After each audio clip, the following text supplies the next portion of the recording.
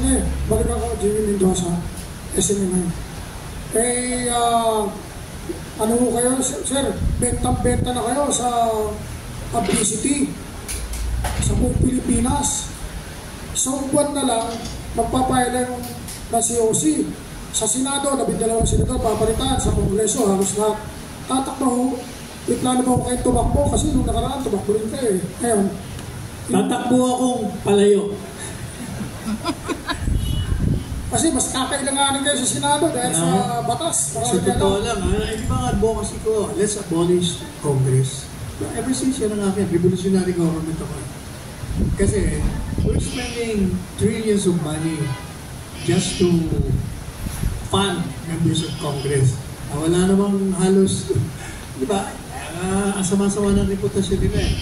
Kaya sabi ko, noong pa, kaya nga pinatakbo ko si Presidente Duterte. Sabi ko, ikaw dapat ang constitutional dictator. Magkaroon tayo ng revolutionary government. Kaya, sa tingin ko, ang kailangan talaga natin ng isang Duterte na hindi lang 6 na taon, kulang ang 6 na taon. Bigyan mo ng 15 taon ng isang presidente ng lahat ng kapangyarihan ng Kongreso, bigyan natin sa kanya. Maliban lang yung Korte Suprema. Basta kailangan may courts pa rin. Kasi kung hindi mo bibigyan ito ng lahat ng kapangyarihan, talagang slanted ang growth natin. Saka Pilipino, tayo, mga pasaway tayo eh.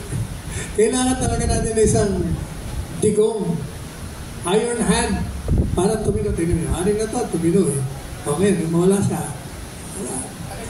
balik na naman sa dati.